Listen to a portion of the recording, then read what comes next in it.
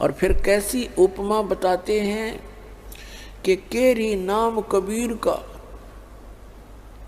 और विखम काल गजराज, दादू भजन प्रताप तयु भाग्य सुनत आवाज।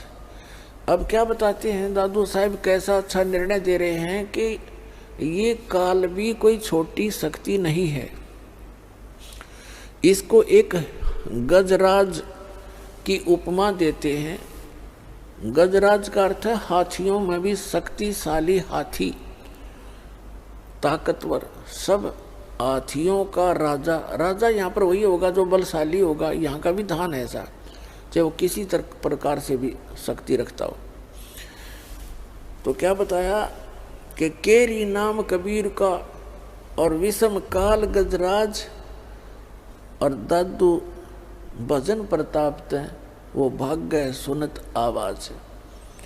अब दादू साहब बताना चाहते हैं कि जैसे काल को तो समझो हाथी, हाथी कोई छोटा जानवर नहीं होता, और परमात्मा के उस मंत्र को समझो केहरी।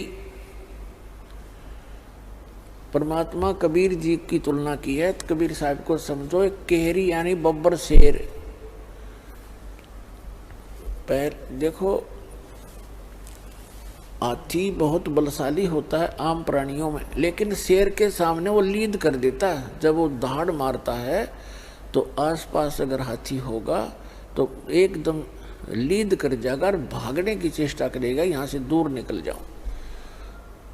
तो क्या बताते हैं, केरी नाम कबीर का और विषम काल गजराज और दादू भजन प्रताप वो भाग गए सुनत आवाज। फिर क्या बताते हैं, पल एक नाम कबीर का दादू मन चितलावे और अस्थि के असवार को स्वान काल नहीं खावे। अब क्या बताना चाहते हैं दादू साहब जी कि आप जी जो परमेश्वर कबीर जी की शरण में आ गए और ये सच्चा नाम आपको प्राप्त हो गया, आप समझो हाथी के ऊपर असवार हो गए, हाथी के ऊपर बैठ गए आप। और अब दादू साहब बताते हैं काल समझो कुत्ता है,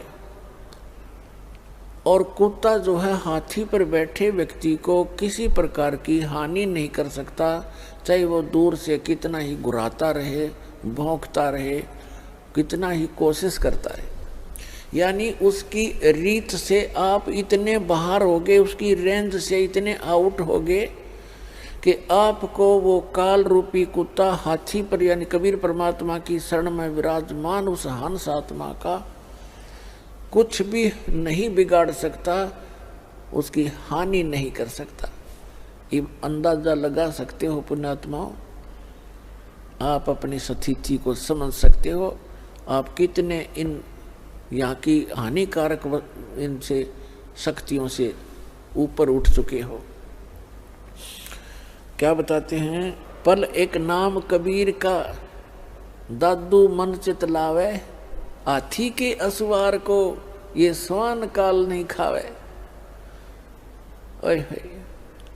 अब आप देख सकते हो हाथी पर बैठे व्यक्ति का, पहले तो उस हाथी के निकट कुत्ता नहीं आ सकता, क्योंकि हाथी कैसे थाम कैसे मोटे मोटे पिलर से तो पैर होते हैं, अरे एक सूंड मार दे तो मन मानो लोटपोट हो जा, पता है उसको। और वो तो फिर ऊपर बैठा है उसके सवार। तो पुण्यात्मा, इन महापुरुषों ने भगवान को देखा, सतलोक को देखा, वहाँ की महिमा आंखों देखी बताई है, और अभी तक दुनिया ने लोक कथा सुनाई है अन्य संतों महंतों आचार्यों और शंकराचार्यों ने, महंतों ने, काजी और मुल्लाओं ने। सुमरत नाम कबीर का कटे काल की पीरे। कहते सुमरत नाम कबीर का, कबीर परमेश्वर का नाम सच्चे संत से लेकर जाप करने से। दादू साहब तो सीधे ही भगवान से लिए हुए थे उपदेश। कहते सुमरत नाम कबीर का कटे काल की पीड़, कोई भी कष्ट या काल का हो कहते सब समाप्त हो जाएगा। और दादू दिन दिन ऊंचा होए, यानी दिन दिन उभरेगा वो प्राणी, और फिर सुख परमानंद सुखसीर अब जैसे पुण्यात्माओं आप और आम जगत में कितना अंतर हो गया।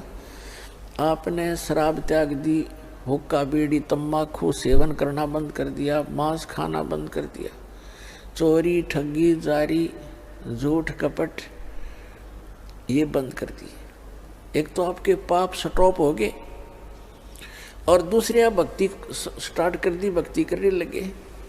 और अन्य समाज सारा दिन 2 रोटी के लिए 36 झूठ बोले दिन में और मन में दोष रखे और बतलावा के बतलावेगा वही ऊठ पटांग बातें अटपट। और आप चर्चा करोगे मालिक की, कभी वाणी पढ़ोगे, कभी सुनोगे, कभी मंत्र कर रहे हो, कभी रमैनी कर रहे हो, कभी सुबह की नित नियम कर रहे हो, कभी शाम की आरती का समय हो गया, किसी से चर्चा करते हो तो भी भगवान की चर्चा करते हो। और आपका तो देखो आप कैसे हो गए। अब आप यहाँ थे पहले, हम जगत के साथ थे, अब हम ऊंचे होते जा रहे हैं और जगत नीचे को जा रहा है, उनके पुण्य क्षीण हो रहे हैं। तो यहाँ से हम चलते हैं तो उनका और हमारा डबल डिफरेंस हो गया। आप ऊपर चढ़ते जा रहे, वो नीचे को जा रहे।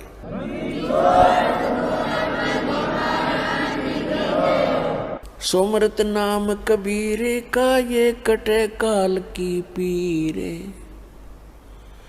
दादू दिन दिन ऊंचा होए परमानंद सुख सीरे। दादू नाम कबीर की जय कोय लेवे ओटे, उनको कभी लागे नहीं ये काल बजर की चोटे।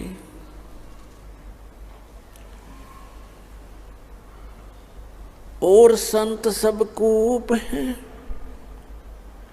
और संत सब कूप हैं और कहते जरीता नीरे। दादू अगम अपार है ये दरिया सत्य कबीरे।